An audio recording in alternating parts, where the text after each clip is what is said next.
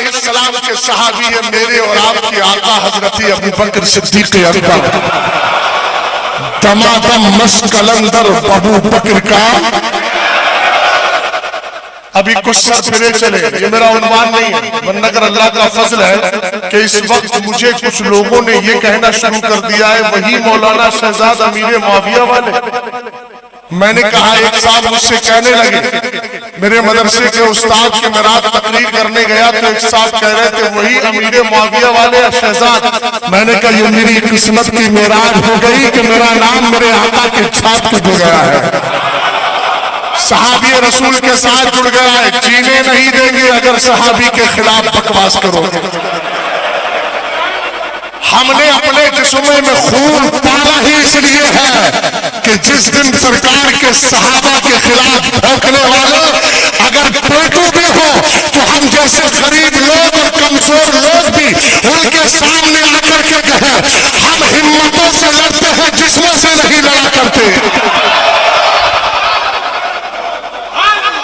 توجہ ہے، غور فرمائیے گا ذرا۔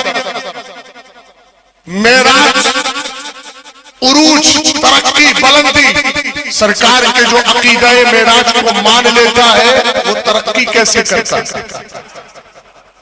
سرکار علیہ السلام جو معراج پہ تشریف لے گئے، رات گئی دن آیا، رات گئی دن آیا، اور جب دن آیا تو میرے سرکار نے فرمایا ابھی یار سے ملاقات نہیں، یار غار ابو بکر سے ملاقات نہیں۔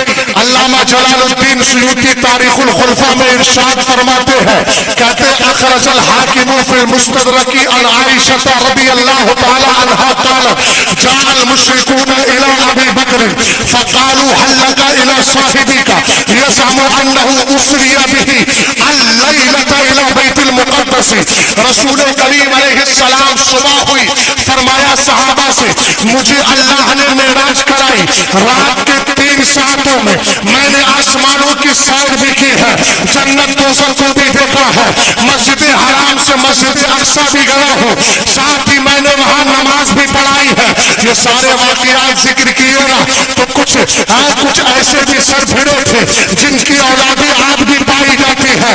ابو جہل اینڈ کمپنی وہ سب کیا کہنے لگے، انہوں نے کہا دیکھو معاملہ کیا ہے، یہ محمد عربی کہہ رہے ہیں میں مسجد حرام سے مسجد اقصی چلا گیا، حالانکہ عقل میں آنے والی بات نہیں ہے، پلین کا سفر نہیں تھا اور چیزوں کا سفر نہیں تھا، بلکہ سرکار پیدل پیدل جا رہے ہیں، لیکن آقا کریم جب گئے تھے وہاں تو براق سے گئے تھے، مسجد حرام سے مسجد اقصی تھا، وہ سوچ رہے تھے پیدل پیدل آدمی مسجد حرام سے مسجد اقصی تک 3 ساعتوں میں کیسے جائے گا۔ ابو جہل اور اس کے ماننے والے ساتھ ہیں، کہنے لگے حضرت ابو بکر صدیق اکبر رضی اللہ تعالیٰ عنہ سامنے نظر آ گئے، ان کو پکڑ لیا، پکڑ کے کہنے لگے حل لک الی صاحبی کا، تمہیں اپنے یار کے بارے میں بھی کچھ خبر ہے؟ انہوں نے کہا کیا ہوا بھائی؟ کہا یزعم انہ اسری بہ اللیلۃ الی بیت المقدس، ان کا ماننا ہے کہ رات کے تھوڑے سے حصے میں مسجد حرام سے مسجد اقصی کی طرف گئے ہیں۔ ابو بکر صدیق اکبر نے منع نہیں کیا، ارے کیسا سنی ہے یار، شہباز دکن نے جو تجھے چاند پلایا تھا، اگر کوئی سر پھرا سعودی سے پلٹ کے آیا، ریٹرن ہو کے آیا، اس نے کا رسم ادائن کرنا چاہیے، تو ایک دم پلٹ جاتا ہے، کیسے صبغۃ اللہ ومن احسن من اللہ صبغہ، کہ میں نے شہباز دکن کے ہاتھ پر اپنے آپ کو بیچ دیا ہے، اور ایسا بیچا ہے کہ میں نے سنیت کا رنگ لے لیا ہے، اور سنیت کا رنگ اللہ کا رنگ ہے، اور اللہ کے رنگ سے کس کا بہتر رنگ ہو سکتا ہے۔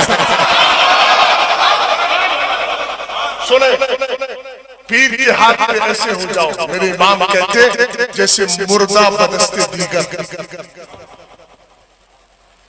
سمجھ رہے؟ جیسے مردہ دوسروں کے ہاتھ میں ہوتا ہے، ہلائے تو ہلے، اٹھائے تو اٹھے، ہٹائے تو ہٹے، پلٹائے تو پلٹے، پیر کے ہاتھ میں ایسی ہو جاؤ۔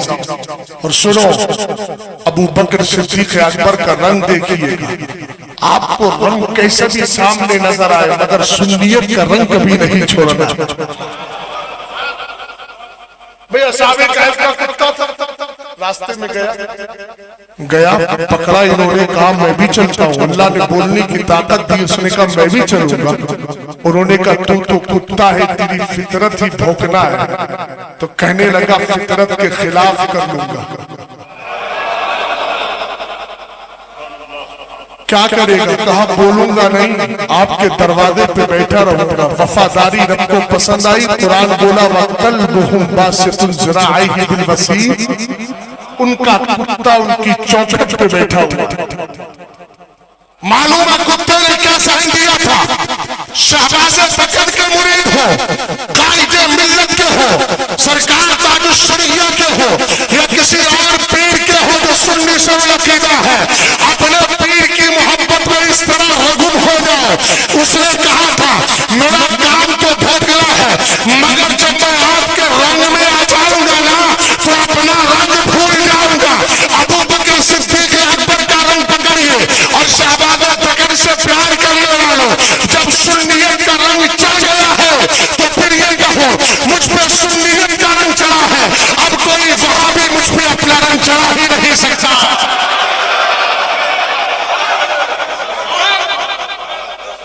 توجہ ہے. حضرت ابو بکر صدیق اکبر سے کہا آپ کو پتا ہے آپ کا یار کیا کہہ رہے ہیں؟ تو آپ نے فرمایا کیا کہہ رہے ہیں؟ ابھی سرکار سے ملاقات نہیں ہوئی. ایک بہت اہم پوائنٹ دوں گا اگر ذہن و دماغ حاصل. میں کل دعا کر کے آئے تھا مولا آج کی رات میں 2 تقریریں, کم سے کم 3-4 دن ایسی ہوئی, آواز متاثر. مگر میں نے کل بھی ایک تقریر میں کہا, کل میں جب تقریر کر رہا تھا آواز متاثر ہو رہی تھی اپنے علاقے میں. میں نے کہا کل مجھے 2 تقریریں کرنا ہے, مگر گھبرانے کی ضرورت نہیں, اپنے پیر سے استغاثہ کر لوں گا. اس لیے کہ ہم اپنے بل پہ نہیں چلتے. دن بھر سفر ہے, رات میں تقریریں کر کے تو دیکھے یہ عادت میں شامل نہیں ہے بزرگوں کی کرم نوازی. توجہ فرمائیے گا ادھر. حضرت ابو بکر صدیق اکبر رضی اللہ تعالیٰ عنہ کہتے اوہ قال ذالک, اے ابو جہل, اے مشرکین قریش, اے کفار قریش, بتاؤ میرے سرکار نے ایسا کہا ہے؟ عقیل بھائی یہ نہیں کہا کہ یار ایسے کیسے ہو سکتا ہے, عقلی گھوڑے نہیں دوڑائے, بلکہ ابو بکر نے تمہارا کہلوایا. اور نقطہ دے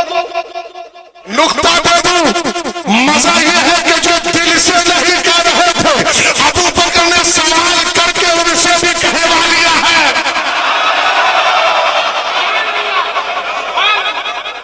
مزے کی بات یہ ہے کہ کوئی بدعقیدہ کہے تم سلام پڑھتے ہو, آپ دلیل دو, اور ایسا رنگ چڑھاؤ کہ وہ بھی تمہارے ساتھ سلام پڑھنے پہ.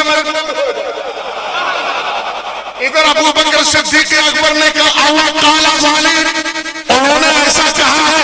قالوا نعم, سارے کافر بولے ہاں ہاں انہوں نے ایسا بولا ہے. تب ابو بکر صدیق اکبر نے کہا اب اس میں حیرت کی بات کیا ہے, لقد صدق, میرے نبی سچ بول رہے ہیں, میرے نبی سچ بول رہے ہیں. اب ابو بکر کا عشق آگے بڑھا, ایک معراج کی بات کرتا ہے. ابھی ایک ہی تو بات تو نے سنی, سرکار نے کہا کہ بیت المقدس سے آگے گیا. اب دیکھئے گا ابو بکر صدیق اکبر نے کیا بولا. ابھی ابو بکر کی سرکار سے ملاقات نہیں ہوئی ہے, مگر ابو بکر کا سینہ کیسے کھلا تھا. ابھی ابو بکر کی ملاقات نہیں ہوئی. ابو جہل اور اس کی کمپنی نے کس پر اعتراض کیا تھا؟ صرف اتنی بات پر اعتراض کیا تھا. جملے پر ذرا غور کریں محبوب بھائی, جملہ کیا تھا؟ اس نے کہا تھا یزعم انہ اسری بہ اللیلۃ الی بیت المقدس.